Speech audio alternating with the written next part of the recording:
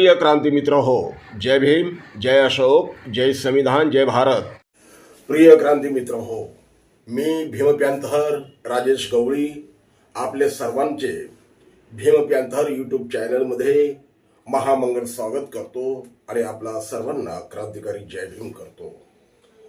वंचितला सरसकट पाठिंबा देण्याची भीम आर्मी संविधान रक्षक दलाचे प्रमुख माननीय प्रफुल्लभाई शेंडे यांनी जी घोषणा केली ती घोषणेच्या संदर्भात माहिती देण्यासाठी मी आपल्या समोर आलेलो आहे. जिथं जिथं वंचितचा उमेदवार कमजोर असेल वा कमकुवत असेल तिथं स्थानिक कमिटीला निर्णय घेण्याचा सर्वाधिकार वंचित भीम आर्मी संविधान रक्षक दलाने आपल्या पदाधिकाऱ्यांनी दिले आहे. त्याही संदर्भात मी या ठिकाणी आपल्याशी बोलणार आहे. मित्रांनो, 18व्या सार्वत्रिक लोकसभा निवडणुकीच्या महाराष्ट्रातील दुसऱ्या टप्प्यातील मतदान पार पडले आणि उद्या तिसऱ्या टप्प्याचं मतदान काही ठिकाणी होणार असलं तरी भीम आर्मी संविधान रक्षक दलाने कुणालाही आपला पाठिंबा जाहीर केला नव्हता. आतापर्यंत अकोला मतदारसंघात वंचित बहुजन आघाडीचे सर्वेसर्वा आदरणीय प्रकाशजी तथा बाळासाहेब आंबेडकर आणि अमरावती मतदारसंघात रिपब्लिकन सेनेचे सरसेनापती माननीय आनंदराज आंबेडकर या दोघांनाच भीम आर्मी संविधान रक्षक दलानं जाहीर पाठिंबा दिला होता.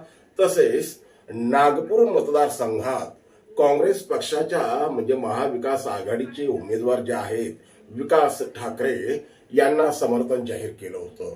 ह्या व्यतिरिक्त भीम आर्मीनं कुठंही कुणालाच आपलं समर्थन जाहीर न केल्यानं भीम आर्मी संविधान रक्षक दल जाणार कुठं असा प्रश्न महाराष्ट्रात निर्माण झाला होता. या पार्श्वभूमीवर संविधान रक्षक दल, भीम आर्मी, महाराष्ट्र राज्य कमिटी, महाराष्ट्र प्रदेश कोर कमिटी आणि सर्व जिल्हा प्रमुखांच्या आता 2 दिवसाआधी झालेल्या अति महत्वपूर्ण बैठकीत पाठिंब्याबाबत धोरणात्मक आणि कार्यक्रम आधारित निर्णय घेण्यात आले असून त्यानुसार संविधान रक्षक दल भीम आर्मी प्रमुख माननीय प्रफुल्लभाई शेंडे आणि कार्याध्यक्ष पैलवान उत्तरेश्वरजी कांबळे यांनी एक संयुक्त पत्रक प्रसिद्धीला दिले असून त्यानुसार भीम आर्मीने सरसकट वंचित बहुजन आघाडीला कार्यक्रम आधारित जाहीर पाठिंबा देण्याचे घोषित केले आहे. मित्रांनो, लोकसभा निवडणुकीची रणधुमाळी देशभरात सुरू आहे. अनेक राजकीय पक्ष पूर्ण ताकदीनं या निवडणुका लढवताना दिसत आहे. मात्र काही पक्ष निवडणुकांच्या पार्श्वभूमीवर सामाजिक व राजकीय परिवर्तन साधण्याचा प्रयत्न करताना दिसत आहेत.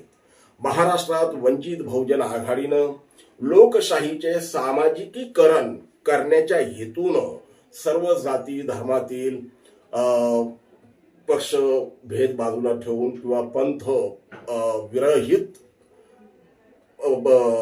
विचार न करता, पंथाचा जातीचा विचार न करता सर्व जाती धर्मातील घटकांना उमेदवारी दिली आहे. इथं लक्षात घेण्यासारखी बाब म्हणजे महाविकास आघाडी आणि महायुती यांनी अल्पसंख्याक समुदायाला उमेदवारी दिलेली नाही. वंचित बहुजन आघाडीनं उमेदवारी देताना सर्व जातीचा सर्व समूहाचा समतोल साधलेला दिसतो. ह्यामुळे लोकसभा निवडणुकीमध्ये वंचित बहुजन आघाडीच्या या व्यापक भूमिकेमुळे त्यांना जनतेचा मोठा प्रतिसाद मिळत आहे. वंचित बहुजन आघाडीनं लोकशाहीचे सामाजिकीकरण करण्याची घेतलेली व्यापक भूमिका आगामी काळातील राजकारणात एक पथदर्शी उपक्रम ठरणार असून वंचित बहुजन समाजाला सत्तेत घेऊन जाण्यासाठी वंचित बहुजन समाज पक्ष आघाडी वंचित समूहाला सत्तेत घेऊन जाण्यासाठी ह्या वंचित बहुजन आघाडीची भूमिका महत्वाची ठरणार आहे. क्रांती मित्रांनो, वंचित बहुजन आघाडीने जे जाती निहाय दिलेले उमेदवारांची जी यादी आहे त्या यादीकडे जरी आपण लक्ष दिलं तरी आपल्या लक्षात ही बाब प्रकर्षाने जाणीव येईल. सोशल इंजिनिअरिंग कशाला म्हणतात हे आपल्याला माहित पडेल. मराठा समाजातील सुमारे 4 उमेदवार वंचित बहुजन आघाडीने दिलेले आहे. ओबीसी वर्गातील सुमारे 10 व्यक्तींना लोकसभेत जाण्याची संधी वंचित बहुजन आघाडीने उपलब्ध करून दिली आहे.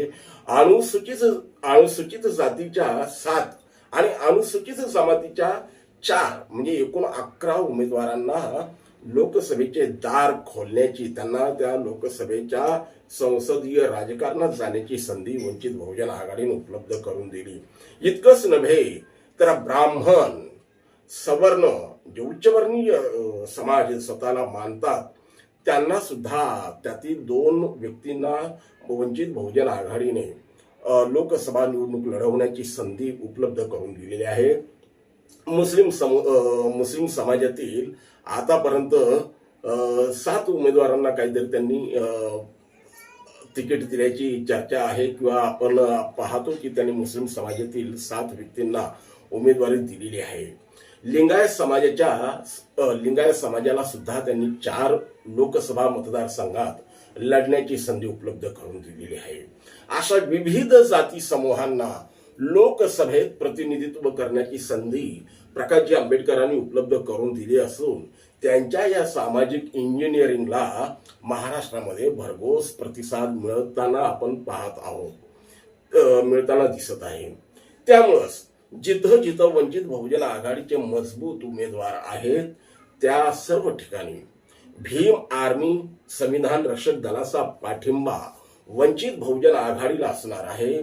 परंतु जिथं वंचित बहुजन आघाडीचा राजकीय प्रभाव नाही, किंबहुना वंचितचा उमेदवार कमकुवत आहे, कमजोर आहे, अशा ठिकाणी आणि जिथं वंचित बहुजन आघाडीचा उमेदवारच नाही अशा ठिकाणी स्थानिक पातळीवर तिथली कमिटी निर्णय घेईल, असंही प्रफुल्लभाई शेंडे आणि उत्तरेश्वर कांबळे यांनी त्यांच्या संयुक्त पत्रकामध्ये म्हटलं आहे.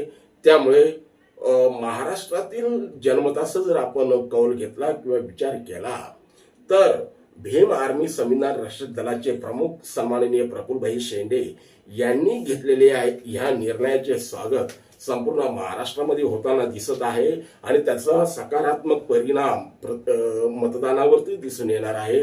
बघूया भीम आर्मी संविधान रक्षक दलाने वंचित बहुजन आघाडीला दिलेल्या या सरसकट पाठिंब्याचा परिणाम आणि विशेषतः जिथं वंचित बहुजन आघाडीचा उमेदवार कमकुवत आहे, उदाहरणार्थ जिथं कल्याणमध्ये म्हणा किंवा मुंबईतल्या एखाद्या मतदारसंघात म्हणा, जिथं वंचित बहुजन आघाडीचा उमेदवार कमकुवत असेल त्या ठिकाणी तिथल्या स्थानिक पदाधिकाऱ्यांना स्वतंत्र निर्णय घेण्याचा अधिकार बाळासाहेबांनी दिलेला आहे.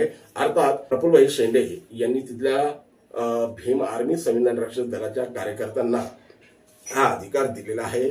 बघूया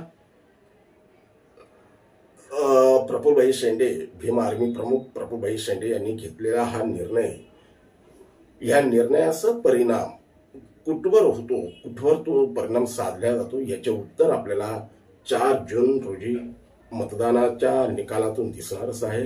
तोपर्यंत थांबतो. नमो बुद्धाय. प्रिय क्रांती मित्र हो, भीम पॅंथर या आपल्या हक्काच्या यूट्यूब चॅनलला कृपया सबस्क्राईब करून आम्हाला विषमतावादी शक्तींच्या विरोधात लढण्यासाठी बळ द्या, शक्ती द्या, ऊर्जा द्या. कमेंट करा, लाईक करा, शेअर करा.